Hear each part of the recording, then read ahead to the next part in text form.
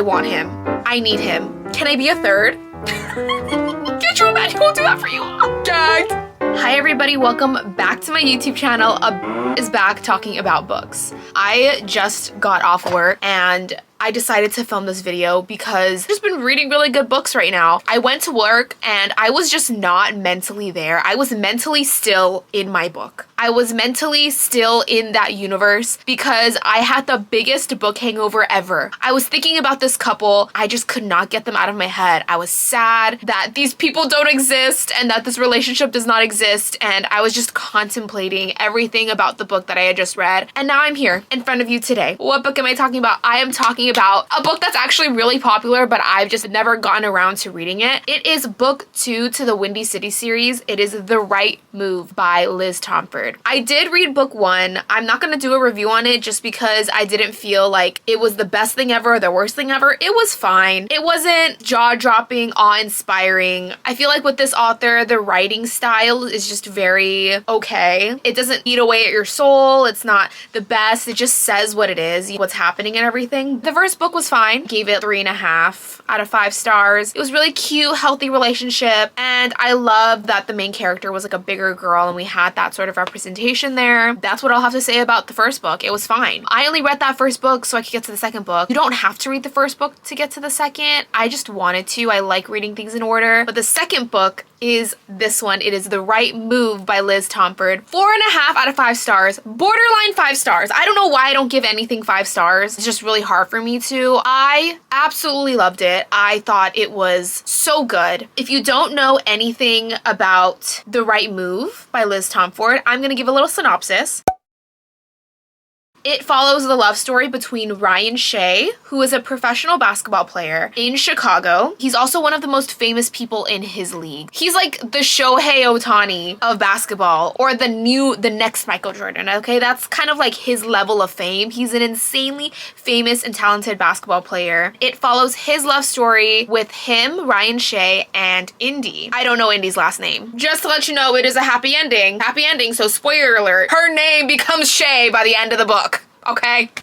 When Indy's long-term boyfriend of 6 years is caught cheating on her, Indy feels like her life is in ruins. She is also the best friend to Ryan's sister. They are colleagues and they become best friends when her best friend, aka Ryan's sister, Stevie, suggests that she go live with Ryan for the time being to lift that financial burden to get her life together. There's also other ulterior motives for Indy needing more finances. She decides to move in with Ryan and they become roommates. This book is a sports romance, fake dating, close proximity roommates love story that also has the one bread trope in there for a little bit. Gave it a 4.5 out of 5 stars, a 4.75 out of 5 stars. This book just felt like it was such a good depiction of how healthy relationships have the potential to be, what a healthy relationship could be. Had such good communication for the most part. You know, there's obviously a third act conflict, but whatever. And just putting their significant other's health and happiness and betterment before anything else. That is what really got to me. These two main characters, Indy and Ryan, are the most selfless, heartwarming, empathetic people that you will ever get the chance to read about, and they are so similar in a bit of tragic way. They both have the biggest hearts, and Indy and Ryan are just two people who are so incredibly loyal and were deeply trusting, who got really hurt in the past due to that, now feel like broken people. In their past, their big hearts were taken advantage of in horrible ways that you later find out. They just don't feel like they have a lot of their heart to give anymore, but towards the middle and end, they just want whatever remnants of their heart is left from each other. The way that they help each other heal each other's wounds, just by being themselves and pushing each other to grow and do things maybe out of their comfort zone, but it might be for the betterment of their career or their health or their mental health, all of these things, learning to love again. Like, I just loved it, okay? I absolutely devoured it, and it's a very slow burn type of romance. There's not a lot of big things happening. There's a lot of quiet things happening, quiet gestures, acts of service, things like that. They become each other's homes, and they follow this routine and this comfortability, and it's about living in this comfortability. Because they're so comfortable with each other, that is where the love stems from. There's just something that felt so healthy about it, and after loving Dark Verse series and reading that and loving toxic romances, that reading something like this made me depressed and have a book hangover in such a different way, because it feels so real. It feels like this is something that I could be experiencing in my own life. I just am not. Even during the smut scenes, okay? I've said this before in other videos, I eat it up when a smut scene moves the plot forward. I am fine with gratuitous smut here and there. They're just having this scene in here to have the scene there. You could interchange all of the smut scenes and the story would be the same. But the smut scenes in here so much move the plot forward. I ate it up. The smut scenes in here were not gratuitous at all. It just did it for me. For example, during one of the scenes, Ryan makes Indy ask for everything that she wants. Can you take off your clothes? Can you do this? Can you do that? Will you do this for me? Will you do that for me? He refuses to do anything unless she asks. This is the quote that I got from it. It says, he's right. There's a vulnerability in asking for things I want and expecting them in return. I spent a lot of years asking and hoping for the life I wanted. It's almost as if my words were never heard, so I stopped asking at all. I just love that. I love that it gets into the mentality of it. Ryan knew what she needed. Ryan knew that this is something that is deeply ingrained in Indy, and her feeling like she's not allowed to ask for the things that she wants. He wants her to ask because he can deliver. Get you a man who will do that for you. Not only is it a smutty scene, which we love a smutty scene, it's also so in tune with who the characters are and their growth and their own personal growth journey. I eat that up. With this book and with this couple, the greatest part of it all is that I do not know who to be more jealous of. Truly. I think about Ryan Shea and I'm like, I want him. I need him. Is he real? Can I find him on Amazon? Then I think about how kind and how thoughtful he is. Like, he's so thoughtful. Like, I want him. And then I think about Indy. And I think about how nurturing, how caring, how empathetic, how trusting she is, and how much life she brings everywhere she goes. And I'm like, he's so lucky to have her. So my question is, can I be a third?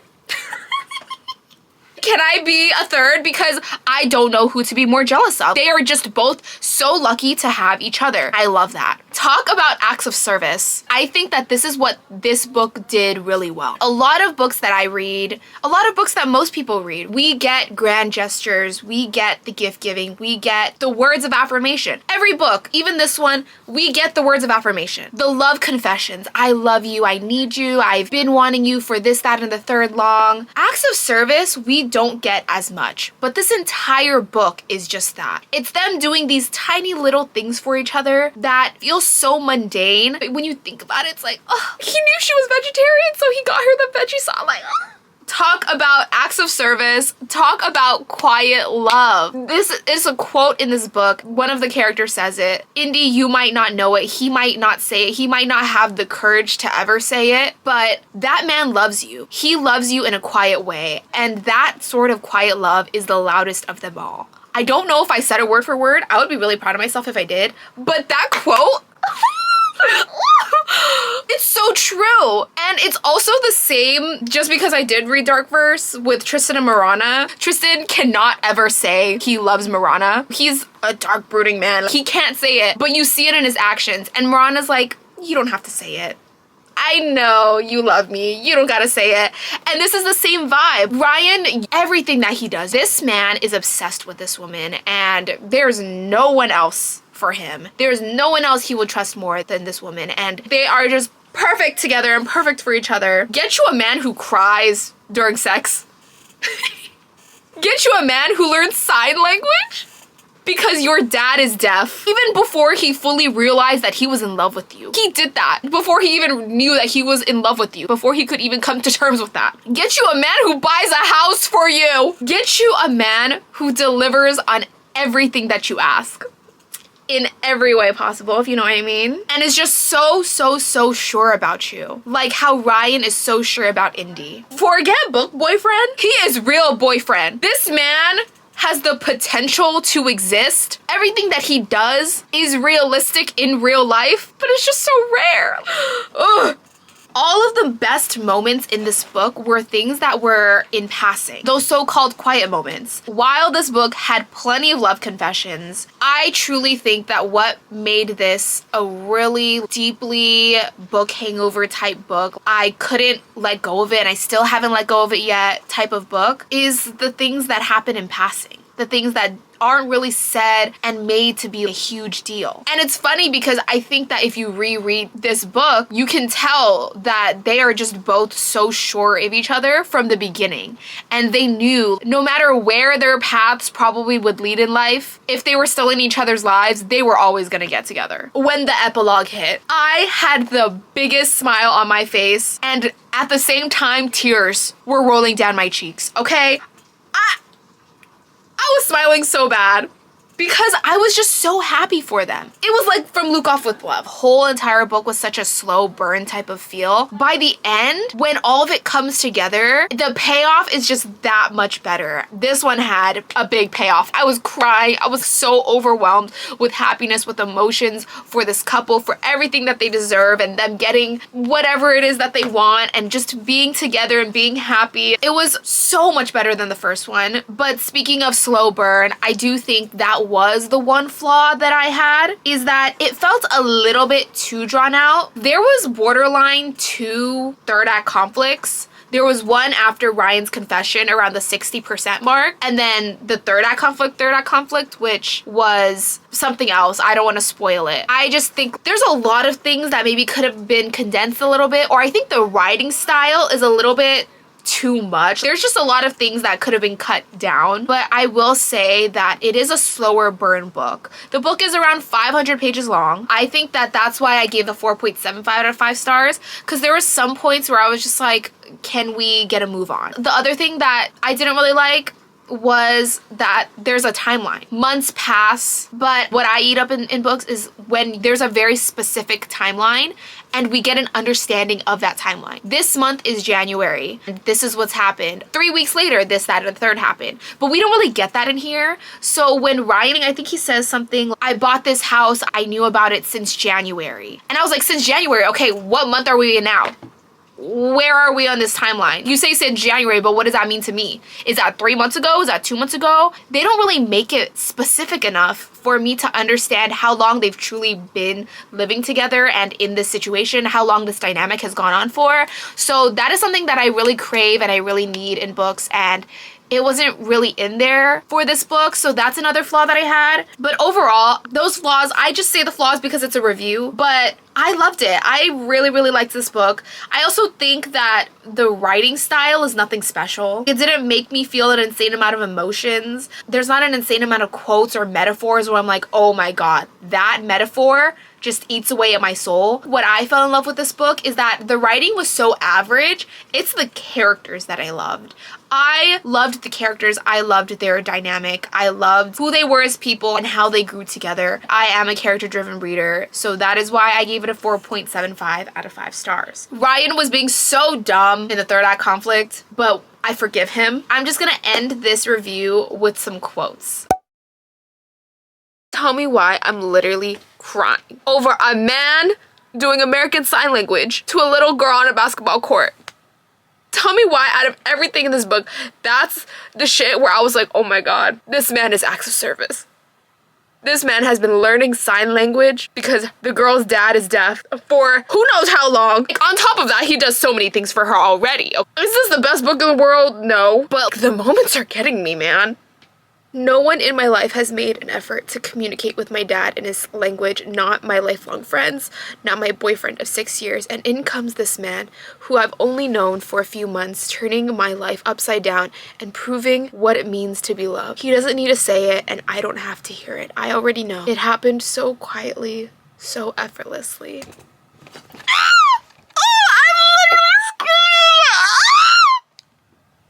I'm so sorry. That was so annoying. of a sound for me to make, but like this book really was so quiet. Oh, I can't.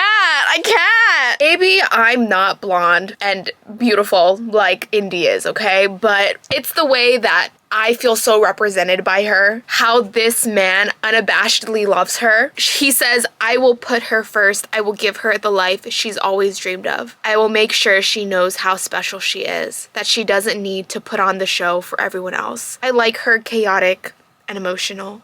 I like her messy.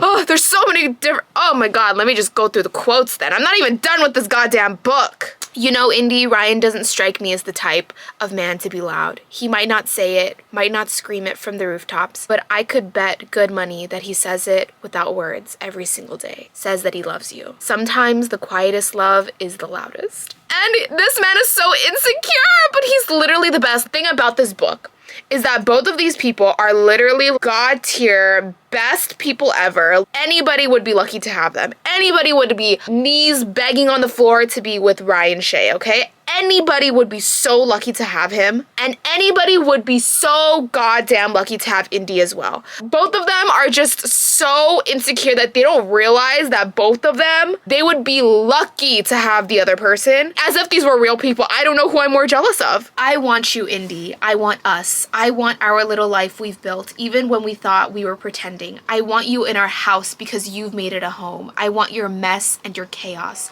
I want your genuine smiles, the ones you wear when you're around my sister, the hockey team, and me. I want you happy, and I want to be the reason that you are. I want you to choose me. Gagged!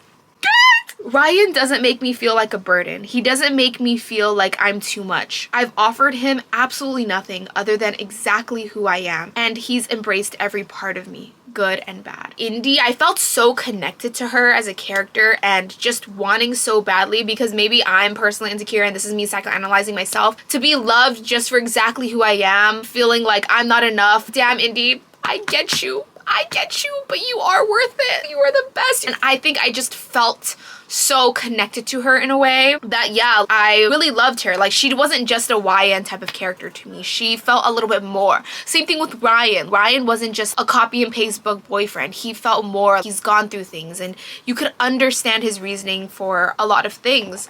Let's end this video by saying, everybody, thanks Stevie, who is Ryan's sister, for bringing this couple together. I wish that this author wrote a second epilogue on Ryan and Indy's wedding day. And Stevie's like, you're welcome, daily update, you're welcome, I brought y'all together. Yeah, 4.75 out of 5 stars. Thank you so much for watching. If you've read this book, please, please, please let me know your thoughts down below. If you didn't like it, let me know why you didn't like it. If you loved it, rave about it, okay? Rave about it. Thank you so much for watching, and I will catch you in the next one.